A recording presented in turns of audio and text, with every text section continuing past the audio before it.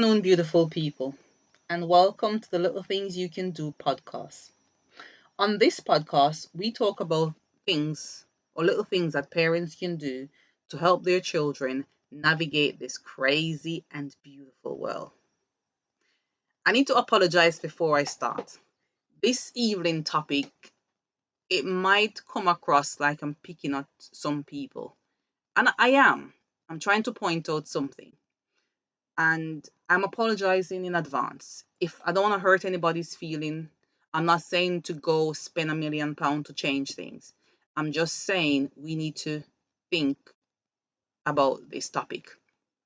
And my topic is about how we dress our young girls. Children on a whole, but I'm gonna stick with young girls for tonight. So I'm gonna apologize in advance, and I'm not trying to pick at anybody, and I do not intend to offend anyone. So here goes. Okay. We are beautifully and wonderfully made. We are perfect. And the Creator has done wonders to ensure that we are perfect. So I would like to talk about the way we dress our daughters. In a perfect world, our children could leave their house naked. But we are not living in a perfect world. Hence, we've got to think about how we dress our girls when they leave our homes. And when the child get to a certain age, the onus is on them. When they get to 19, 20, 21, they decide how they want to dress. The young ladies. In today's world, they say they're adults, but, they're a bit grown. But when they're in primary school, early secondary school, parents are still buying their clothing. So I'm saying to the mothers, fathers, aunties, guardians, whoever you are who are buying the clothes for these children, the onus is on you. I'm going to give you a story. I went into the town center during the summer holidays to get my daughter's uniform. And while we were walking around, two young child passed me. And the children, they looked, I'm going to say about 11, 12. They look as though they've just finished primary school, probably first or second year of secondary school. So they're 12, 13 year old children. And when they passed me, I had a few emotions. I was frightened how they dress. I had fear for them, and I had concern. The two girls were wearing, I would say, biker shorts, the shorts that you put under your skirt for covering, and they had on a tongue top. They had very little breasts, and they were walking, and I'm thinking, I felt fear. If the wrong person see these children, what would that person see? What is that child putting out? That was my first fear. My other concerns were, where is their parent? Did they leave the house dressed like that? Now, these girls had on a bag across their shoulder, a very small bag. So they didn't have a rucksack, because I've known of children who left the house fully dressed, and then they go out and stop and change over and put on something else. These girls didn't have a bag with them. They look as though that's how they left the house. They're very tiny, tiny girls. And these girls, they were walking around half naked in the town center, and I felt fear for them. I was really, really fearful. The other example I had, I was on a bus, and a young lady came on the bus, and her skirt and her jacket were on the same level. When she sat, there was nothing left for imagination. And I thought to myself, did this child leave her house this way to go to school? And when she came off the bus, the skirt was not adjusted. That's the length of the skirt she was wearing to school. And this child is in secondary school. So it just tells me either she had bought her uniform the way she has, or a parent had bought that uniform. that child was inappropriately dressed. So I'm going to strip it back a bit. We are living in a world where people leave their houses and they take pictures of our children and put them places that we don't know about. And we're serving up our precious, precious girls on a platter to these people. A lot of time you see on TV and people get kidnapped or raped, and the first thing they normally ask is how did they dress. Now, I'm not saying if we cover our girls in a blanket, this won't happen. I'm not saying that. I'm not saying that because of the way somebody dress, someone should attack them. But what I'm saying is that as parents, we should be doing everything we can to protect that child or children as much as we can.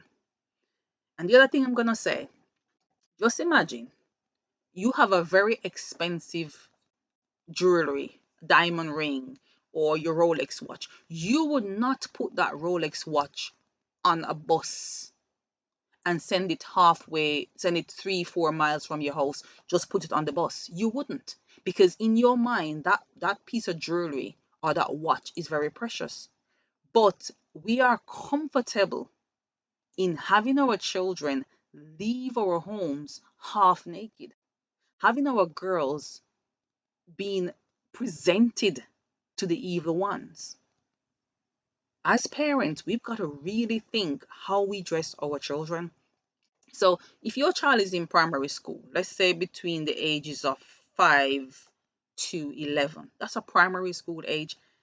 The way that child dress during those years is what the parent have bought for them or a family member, because children at that age don't normally go out and buy their own clothing. They don't have money, they're not working.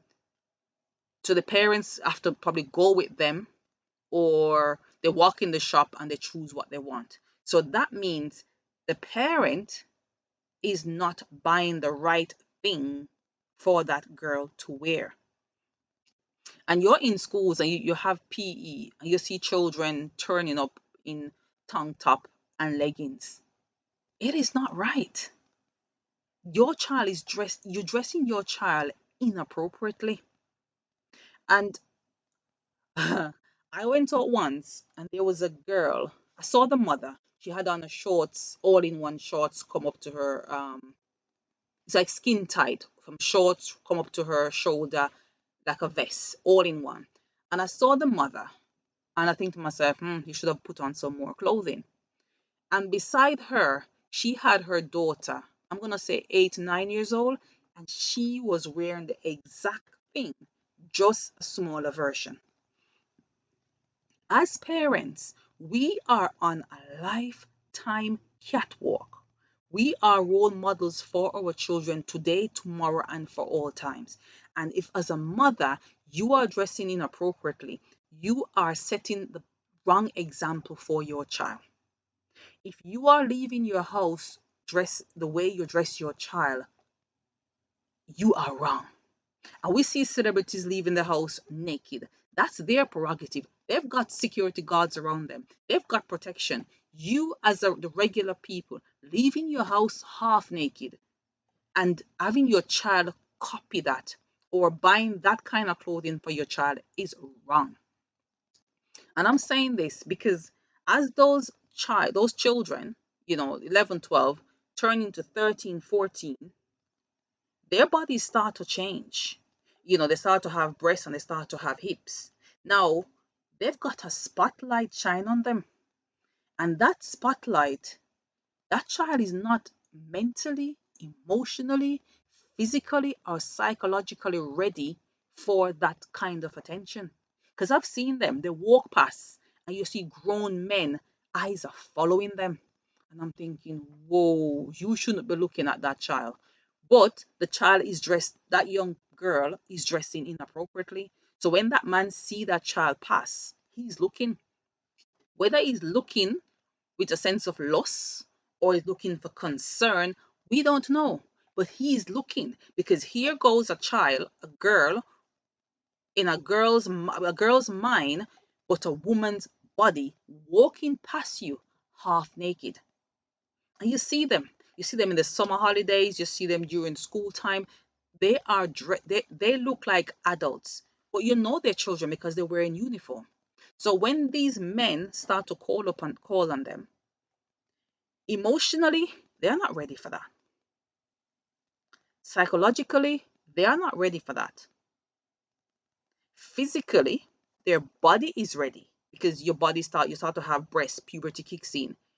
But your body is saying, I'm a woman, but you're not mature enough to deal with that level of attention. And you can see the children. Sometimes when people, you see men call to them, they react really shy because that child isn't ready for that kind of attention. So as parents, we really, really have to think about how we dress our children.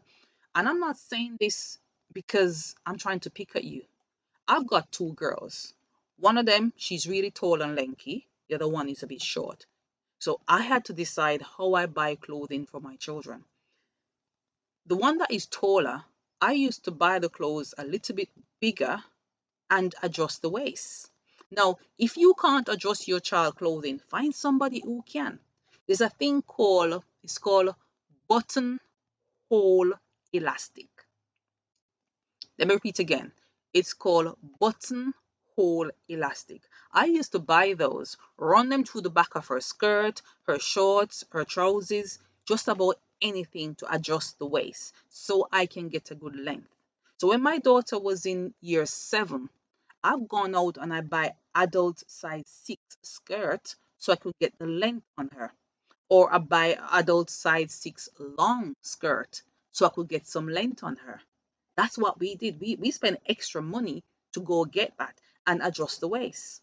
Now, my other daughter's a bit shorter, so we can buy her clothes run about the same or right age. But if I pick up something in the shop and it looks too short, I'm putting it back and I'm choosing the bigger size up and I adjust it. So it's something I have got to deal with. The manufacturers are making clothing for I don't know who. But as a parent, it is your responsibility that when your child leave your house, they look appropriately. Otherwise, if we are not doing that, we are serving up our children on a platter to the devil. We are serving up our children on a platter to the wrong eye, to the negative entity of this world. Now, if I'm coming from a Christian, I'm coming from a Christian perspective here. And the Bible says we are beautifully and wonderfully made. And your child is precious. Most of us can remember when that child was born and we came out of the hospital. We wrapped that child up with so much blanket and so much joy and this precious thing. But yet still, they get to 7, 8, 9, 10, and they leave in our house half naked. We went into a shop in the summer holidays to buy a uniform. And there's a little girl in the shop. She had on a tights, a very short one, and a tank top. So when she was ready to try on the clothing, she did not need to go into the cubicle. She just stood where she was, try on the skirt, try on the shorts. And I was shocked because that's exactly how the child came in the shop and that's how she left. So she didn't come in the shop in some more appropriate clothing and then stripped down. She was already stripped down. So she had come into the shop in her underclothing. The things that you would wear under your uniform for protection. If you're wearing a dress, the things that you would wear under the dress for extra protection. That's how she came in the shop. She had nothing on. And that child, she was buying uniform for secondary school. I look at the mother, and the mother was wearing leggings and a vest. I look at the friend that was with the mother and she was wearing a leggings and a vest. And I figure, okay, so those two people who was with that young girl, they were her role model. As parents, as cousins, aunties, whatever, we've got to set a different kind of precedence for these children. Because these are the same young girls that we are expecting to finish secondary school, go to college, go to university, and go look for a job. And if we do not teach them how to dress properly, they're going to walk into that office or that place of work showing too much. Bear in mind, our grandparents, they got married and had good, healthy, long marriage, and they were fully clothed. And people are walking around half naked. I don't know what they're there to attract. Okay, let's move on to our girls who are in secondary schools. Now, secondary school girls is a whole different ballground because I've seen children who you can tell they've folded the skirts over. You can tell they've adjusted it. So most of the time they've left their parents' house and they've gone out and adjust their skirt. Now, is that wrong? Yes, it is wrong. But she's experimenting. I think the problem comes when she feel like I need to show more. I don't know why. Is it self-esteem? Is it is it lack of self-respect? Is it wanting to blend in with everybody?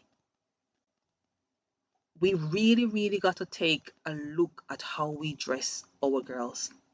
And you can tell, you see the little boys running around and they are fully dressed. The boys, they got the shorts at the knee, they got the right size shirt on, they are covered up. But then we dress our girls the opposite of how we dress our boys. You see young girls, the 10, 11, 12, and they're wearing shorts, and the denim shorts now, so not leggings or tights, denim shorts, and it is so short. Why do you need to buy your girl that kind of clothing? I am mind-boggling, and I think maybe because I'm coming from an old school, because my grandmother, she used to make my clothing so big, I grow into it. So my clothes have always been big. So maybe I'm coming from old school. Maybe I'm talking about what our grandparents used to do. But the manufacture of our clothing have changed. But our responsibility shouldn't change. Our sense of class shouldn't change. The way we leave our house shouldn't change. And I'm gonna wind down for a bit. This won't be a very long podcast. I'm gonna wind down. When your child leave your house half naked, what are they saying to the world? What are people perceiving of this child? So there's two things. What are you saying and what people seeing? Now, people are looking and they will make assumption of your beautiful, precious little girl or young lady because of the way they dress. Because you dress this way, I can talk to you this way. Because you're dressing the way you're dressing, I can treat you this way. It goes deeper than just the look. People also treat you according to how you dress. And if we want our young girls to command respect, if we want our young girls to walk into rooms and people look up at them rather than look down at them or looking for the wrong things, we have to teach our children, our young girls, to dress appropriately. You are beautifully and wonderfully made. Your body is perfect. God created you perfect. There is no need for them to leave their house half naked. It is unreal. As adults, grandparents, mothers, uncles, cousins, we have what's the word I'm looking for now? I've lost my chain of thoughts. We are responsible for these little ones. We are responsible for how they leave our house. We are setting these children up for their future. Remember, these little girls are the future woman. And we've got to teach them how we would like them to operate. Because they're going to dress their children this way and their children. It will carry on. Because that's how society is.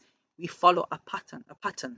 So if you are dressing your children inappropriately today, they will dress their children inappropriately. I am not saying if you've done everything as a parent, you buy the right clothing and whatever, the child won't go and change. I'm not saying that. But I'm saying if you've done your bit and then that child wants to leave the house and do something else, there's nothing you can do about that. My daughter, the older one, she's 19, and I can sit outside of a shop with my eyes closed, and I am 100% certain she will not come out of that shop with the wrong clothing because she don't wear anything tight. She don't do short. She don't do tight. She dressed modest. Reason being, when she was very young, I dressed her modest. Mothers, your daughter is wearing a skirt. She need the leggings underneath it. You probably should buy the trousers a size up. Buy the skirt a size up so you can get some length on it. Buy the top a little bit bigger. Yes, your child is 9. You might need to buy 10 to 11. You need to think how my child will be perceived by someone when they see my daughter. I'm gonna wind down because, and I've said these things not to let anyone feel offended. And if I offend you, I'm gonna apologize. So I'm gonna say good afternoon or good night, beautiful people. And I really, really hope you find value in what I have just said. This is Nisha signing off. I hope you have a beautiful day. Thank you.